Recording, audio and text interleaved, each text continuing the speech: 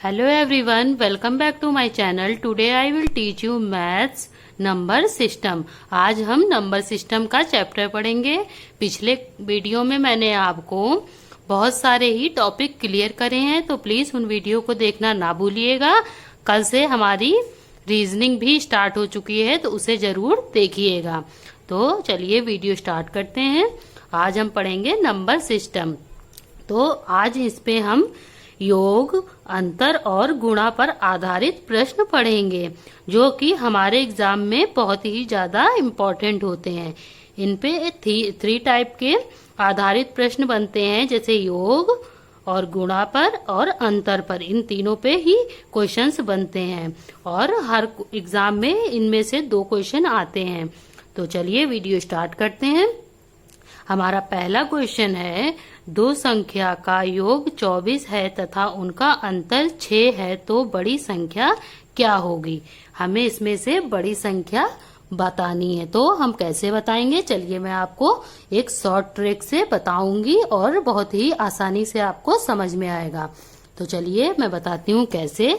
जैसे यहाँ पे बताया गया है, 2 संख्या का योग 24 है तथा उनका अंतर 6 है, तो बड़ी संख्या का क्या होगी, मतलब बड़ी संख्या क्या होगी? तो हमें बड़ी संख्या ज्ञात करनी है।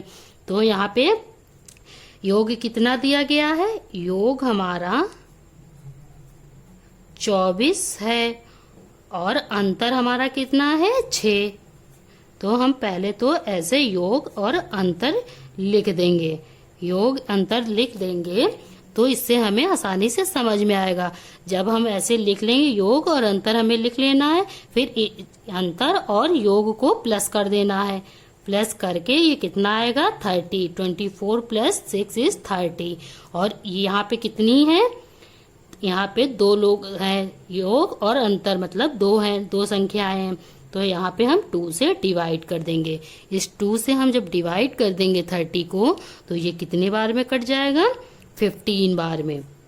तो 15 बार में, तो इस 15 को हम क्या करेंगे? यही हमारी संख्या होगी, बड़ी संख्या। ये हमारी क्या है? बड़ी संख्या। और अगर हमें छोटी संख्या बतानी हो, तो वो मैं अभी दूसरे क्वेश्चन में आपको छोटी संख्या भी बताऊंगी कैसे निकालते हैं। ये हमारी 15 जो है वो बड़ी संख्या है, जो कि ऑप्शन डी में है। तो हमारा करेक्ट आंसर क्या है? Option D 15। तो अब हम नेक्स्ट क्वेश्चन देखते हैं। नेक्स्ट क्वेश्चन क्या है? अगर आपको वीडियो पसंद आती है तो प्लीज वीडियो को लाइक करते रहिए, शेयर करते रहिए एंड सब्सक्राइब करते रहिए। तो चलिए अब नेक्स्ट क्वेश्चन देखते हैं। नेक्स्ट क्वेश्चन क्या है? नेक्स्ट क्वेश्चन है हमारा, 2 संख्याओं का योग 12 है तथा उनका अंतर 2 है, तो छोटी संख्या क्या होगी? हमें छोटी संख्या ज्ञात करनी है। तो छोटी संख्या हम कैसे करेंगे? जैसे हमने बड़ी संख्या निकालने के लिए किया, हमें वैसे भी छोटी करनी है, मगर मैं बताती हूँ इसमें क्या फर्क है। जैसे पहले तो हम फिर, जैसे मैंने अभी बताया था आपको ऊपर कि योग लिख लेना है। योग लिख लेंगे। योग हमारा कितना है? 12। और अंतर कितना है हमारा? अंतर है हमारा 2। तो इस छोटी संख्या में हम जो अंतर होता है उसे माइनस करते हैं और बड़ी संख्या निकालने के लिए हम अंतर को प्लस करते हैं। तो 12 माइनस 2 इज 10। तो इस 10 को हम किससे डिवाइड करेंगे? 2 से। और ये 2 कहाँ से आया ये भी मैंने आपको बताया था। यहाँ पे 2 लोग हैं तो 2 यहाँ पे 2 से हम डिवाइड कर देंगे। तो जब हम इसको 2 से डिवाइड कर देंगे तो ये कितनी बार में कट जाएगा? 2 5 ज़ा 10। तो ये 5 बार में कट जाएगा। तो मतलब हमारी जो छोटी संख्या है वो कौन सी होगी? 5। तो ये कौन से ऑप्शन में है? Option C 5। ऑप्शन सी 5 हमारा करेक्ट आंसर होगा। 5 हमारा करेक्ट आंसर है। तो ये मान लीजिए, ऐसे क्वेश्चन तो अब बनते नहीं है, मगर कभी कभी एग्जाम में हमें पूछ लिए जाते हैं। तो हमें हर चीज की नॉलेज होनी चाहिए। तो अब नेक्स्ट क्वेश्चन देखते हैं, जो कि इम्पोर्टेंट है एग्जाम के लिए। और ये क्वेश्चन जितने भी मैं लेती हूँ वो किसी न किसी एग्जाम में आए हुए ही लेती हूँ। तो ये क्वेश्चन बहुत ही ज्यादा इम्पोर्टेंट है, आप इनको अच्छे से ध्यान से पढ़िए।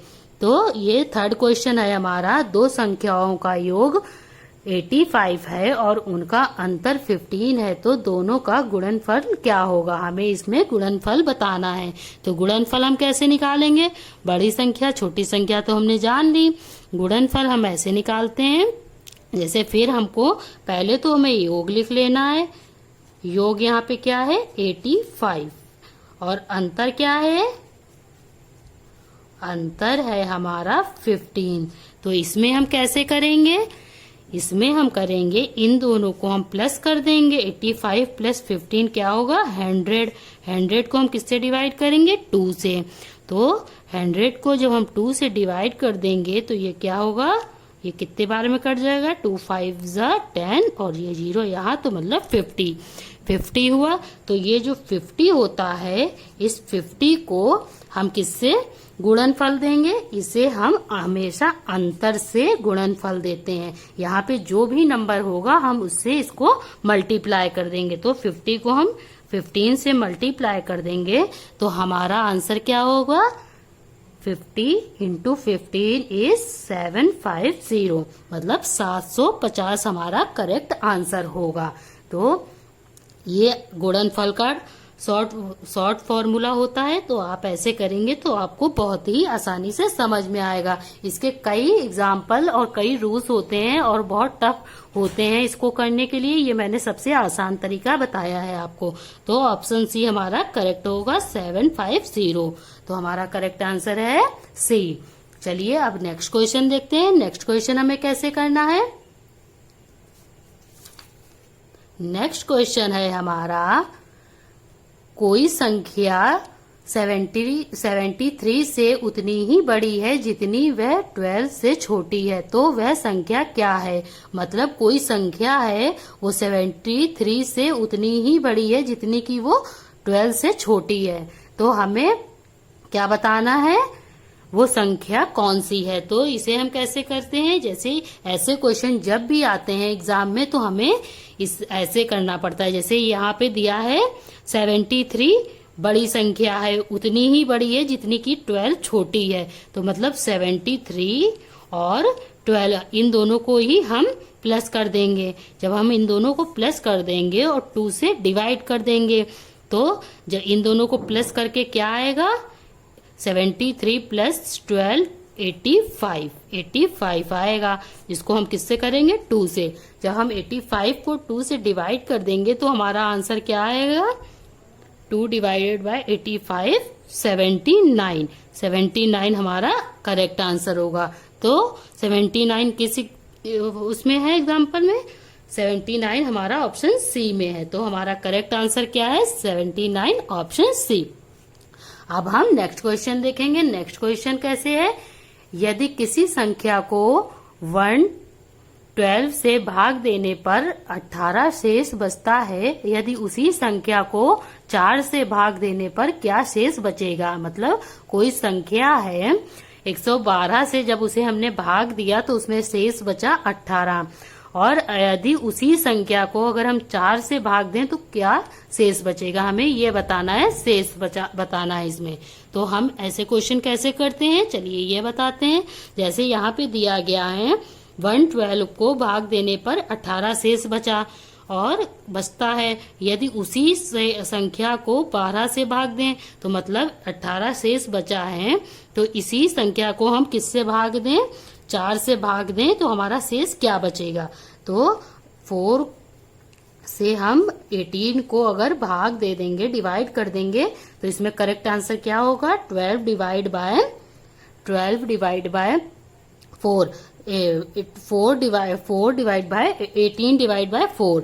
तो 4 से जब हम इसको कर देंगे तो ये कितनी बार में? 4 4 ज़ा 16 होता है, तो 16 होता है।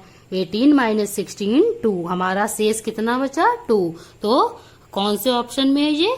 ऑप्शन ए में। ऑप्शन ए में हमारा 2 है, मतलब हमारा करेक्ट आंसर 2 है। तो ऑप्शन ए हमारा करेक्ट आंसर है। तो चलिए अब नेक्स्ट क्वेश्चन देखते हैं। नेक्स्ट क्वेश्चन क्या दिया गया है? नेक्स्ट क्वेश्चन है हमारा 1 से लेके 60 तक की सभी संख्याओं का योग। हमें 1 से लेके 60 तक की सभी संख्याओं का योग बताना है। तो ऐसे क्वेश्चन अब तो एग्जाम में नहीं पूछे जाते हैं, मगर फिर भी हमें इसको मालूम होना चाहिए ऐसे क्वेश्चन अगर आ जाए कभी एग्जाम में तो हम कैसे करेंगे। तो चलिए मैं ये बता देती हूँ आपको ऐसे क्वेश्चन हम कैसे करते हैं।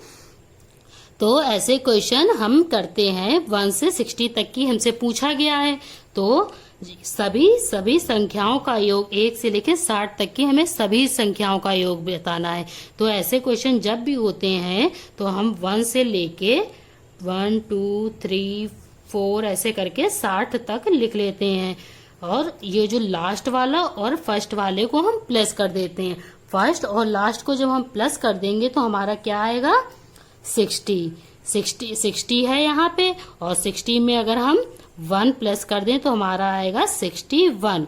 अगर हमारा 61 आएगा और हम इसको 2 से डिवाइड करेंगे और यहाँ पे जैसे मान लेते हैं अगर 60 है तो 60 को हम किससे यहाँ पे और टोटल संख्या हमारी क्या है 60, तो हम 60 यहाँ पे लिख देंगे। 2 से हम इसे कितनी बार में काट सकते हैं 2 से हम इसको 2 1 जा 2 2 2 जा 4 2 1 जा 2 2 2 जा 4 2 3 जा 6 मतलब 30 से हमारा ये 60 कट जाएगा। और 61 को हमें इंटू करना है 30 से, मतलब 60 को हम 30 से इंटू कर देंगे तो हमारा करेक्ट आंसर क्या होगा। इस 61 को हमें 30 से करना है तो 61 इंटू 30। जब 61 इंटू 30 हम कर देंगे तो हमारा आंसर क्या आएगा। जैसे अब हम मेरे पास स्पेस नहीं है तो मैं यहाँ पे लिख देती हूँ 61 इंटू 30। तो हम कैसे करेंगे 3 1 जा 3 6 1 जा 6 6 2 जा 12 6 3 जा 18। तो हमारा आंसर क्या आया 18 और 30। तो हमारा आंसर कौन सा है डी, ऑप्शन डी में हमारा 18 30 है। तो हमारा करेक्ट आंसर है ऑप्शन डी 1830 हमारा करेक्ट आंसर है। तो चलिए अब नेक्स्ट क्वेश्चन देखते हैं। नेक्स्ट क्वेश्चन हमें कैसे करना है और नेक्स्ट क्वेश्चन क्या बताता है हमें। नेक्स्ट क्वेश्चन है हमारा 60 तक सभी सम संख्याओं का योग, मतलब हमें सभी सम संख्याओं का योग बताना है। तो 60 तक की सभी सम संख्या क्या होती हैं, जैसे मान लेते हैं 2 4 6 8 ऐसे करके हमें पूरा क्या करना है 60 हमारी विषम होती है। तो इसमें हम क्या करते हैं 60 तो हमारी विषम होती है तो 60 में फर्स्ट वाले में और 60 को हम प्लस कर देंगे तो हमारा क्या होगा 62। इस 60 को इस 2 से हमने प्लस किया तो हमारा क्या आया 62। तो हमें मालूम क्या करना चाहिए अब 60 में हमें 60 तक की सभी सम संख्याएं बतानी है। तो 60 में तो सम भी आएंगी और विषम भी आएंगी। तो हमें तो सिर्फ यहाँ पे क्वेश्चन ने बताया है कि हमें सम संख्याएं बतानी है विषम नहीं। तो 60 में हम सम संख्या और विषम संख्या कैसे निकालेंगे, जैसे यहाँ पे 60 है तो ये एक छोटी सी ट्रिक है जिसे आप आसानी से बना सकते हैं। जैसे 60 है तो 60 में 30 हमारी सम होंगी और 30 हमारी विषम होंगी। तो मतलब यहाँ पे जैसे 30 है तो यहाँ पे हम क्या कर देंगे 30 यहाँ पे है तो हम इसे कर देंगे यहाँ पे 2 डिवाइड कर देंगे और यहाँ पे हम 30 लिख देंगे। यहाँ पे हम 30 लिख देंगे तो क्या इस 30 को इंटू लगा के हम यहाँ पे लिख देंगे। हमें सभी सम संख्याएं बतानी है। तो इस 2 को हम इससे डिवाइड करें तो कितनी बार में कट जाएगा हमारा ये 31 बार 2 3 जा 6 2 1 जा 2 30 बार में हमारा ये कट जाएगा 31 बार में। तो इसी 31 को जब हम 30 से इंटू कर देंगे 31 इंटू 30 तो हमारा आंसर क्या होगा, हमारा आंसर आएगा